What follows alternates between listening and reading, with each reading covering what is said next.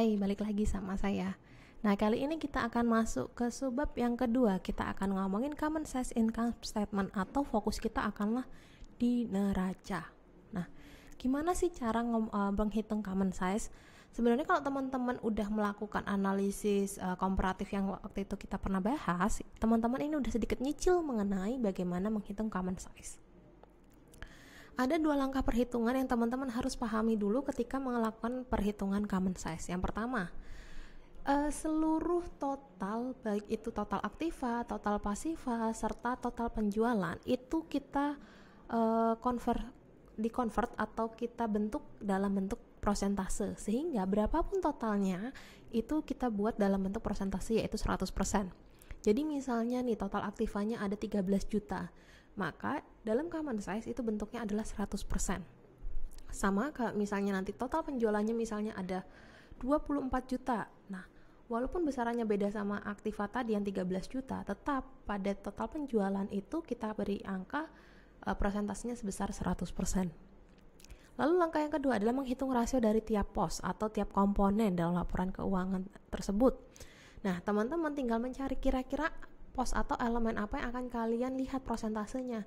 Apakah dari kas, apakah mungkin dari laba rugi, atau apapun itu dengan cara membagi jumlah rupiahnya dengan totalnya. Misalnya nih, membagikan kas dengan total aktivanya. Nah, biar lebih gampang lagi kita masuk ke caranya. Kalau kita berbicara tentang neraca akan dibagi menjadi 3. Ada aset, kewajiban, dan modal. Aset berkaitan dengan aktiva, lalu kewajiban berkaitan dengan likuiditas, dan modal berkaitan dengan ekuitas. Nah, simple sekali cara ngerjainnya, mencarinya common size. Pada bagian aset, berarti komponen aset dibagi dengan total aset dikalikan 100%. Sama halnya dengan kewajiban, komponen kewajiban dibagikan total kewajiban kalikan 100%, dan modal, komponen modal dibagi dengan total modal kali 100%. Jadi misalnya ngomongin kewajiban tadi kita ngomongin ada kas, berarti kas dibagi dengan total asetnya berapa, jadi aset lancar ditambahkan aset tetap, total aset berapa dikalikan dengan 100%, maka ketemu dari sisi persentase untuk kasnya berapa. Nah, di sini ada coba saya perhitungan dulu yang kaitannya sama aset. Nah, di sini ada kas, piutang, persediaan tanah, gedung, akumulasi depresiasi gedung, mesin, akumulasi depresiasi mesin, dan total aktiva atau total asetnya. Yang pertama, kita cari yang di kas. Kasnya itu adalah 2.400, sedangkan total aset atau aktivanya adalah 35.000, sehingga prosentasenya adalah 6,85. Didapat dari mana? 2.400 dibagi dengan 35.000 kalikan 100%. Nah, ini biar lebih gampang saya kasih 6,85 dan segala macam biar teman-teman lebih paham lagi gitu. Nah, jadi ini adalah persentase yang didapatkan atau besaran dari elemennya, setiap elemen dari laporan keuangan ini. Nah, dari sini kita bisa analisis bagaimana sih analisis yang terjadi. Kita bisa lihat dari yang paling besar di mana sih pada aktiva lancar. Di mana aktiva lancar itu kan ada kas, piutang dagang, ada persediaan. Ternyata persediaan paling besar nih. Terus di aktiva tetap tanah, gedung, akumulasi depresiasi gedung, mesin, dan akumulasi depresiasi mesin, mana sih yang paling besar? Ternyata ada di mesin. Maka bisa kita analisis dengan cara berikut. Yang pertama, kalau kita lihat secara keseluruhan, secara utuh, bahwa aktiva yang dimiliki oleh perusahaan terdiri dari 32,84% itu aktiva lancar, sedangkan 67,16 aktiva tetap. Dari mana? Dijumlahkan aja di sini.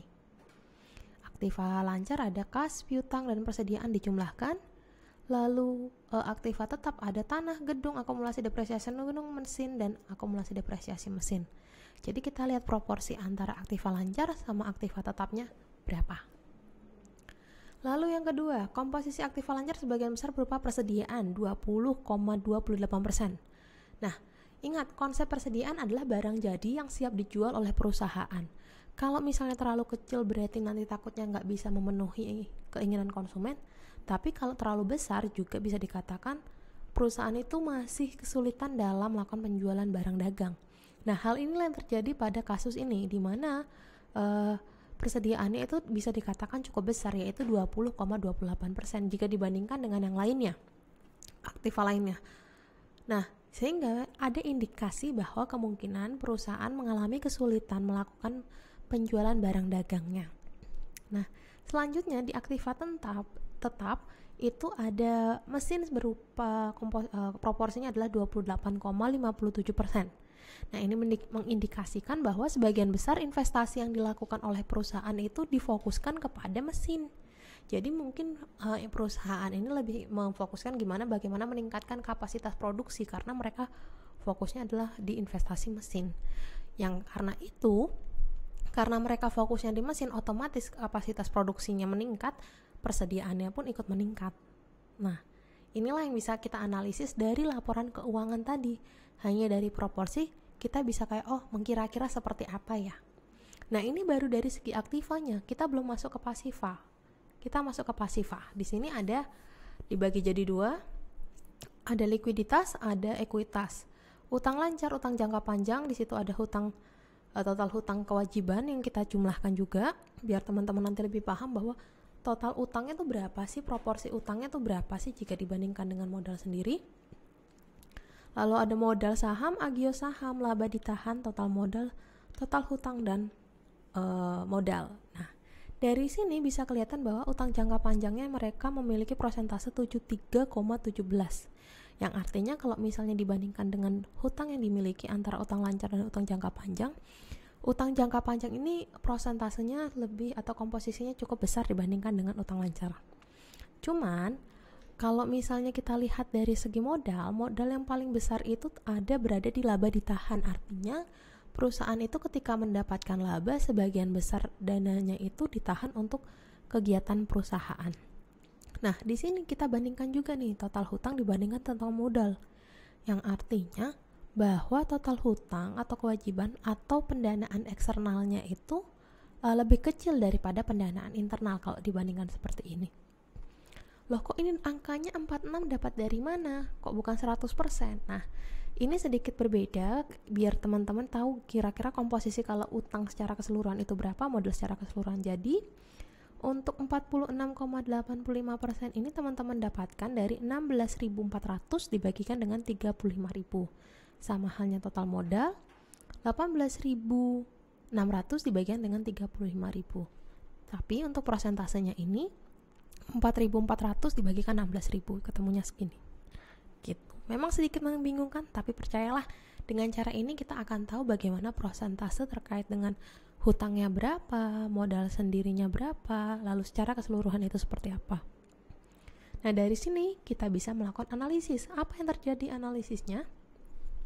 Yang pertama, struktur modal perusahaan terdiri dari 46,85% berasal dari modal asing atau hutang, sedangkan 53,15% dari modal sendiri.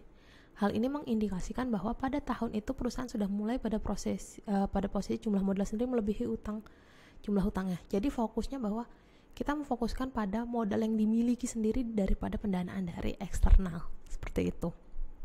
Yang kedua, walaupun jumlah hutang yang dimiliki lebih kecil dibandingkan dengan modal, namun jumlahnya yang dimiliki dapat dikatakan tidak kecil juga. Karena apa?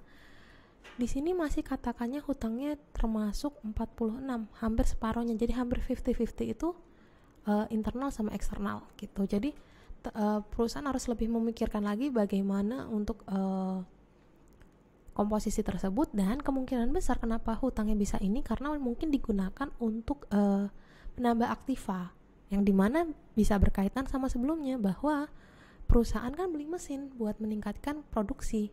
Nah, mungkin dari hutang yang diambil oleh perusahaan, mereka membeli mesin untuk meningkatkan produksi yang menjadikan persediaan mereka meningkat gitu.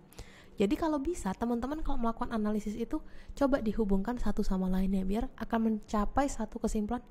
Ini gimana sih kondisi dari neraca kita, laporan keuangan kita ini gimana? Oke, sampai di sini untuk sebab kali ini, kita lanjut ke sebab berikutnya. Terima kasih.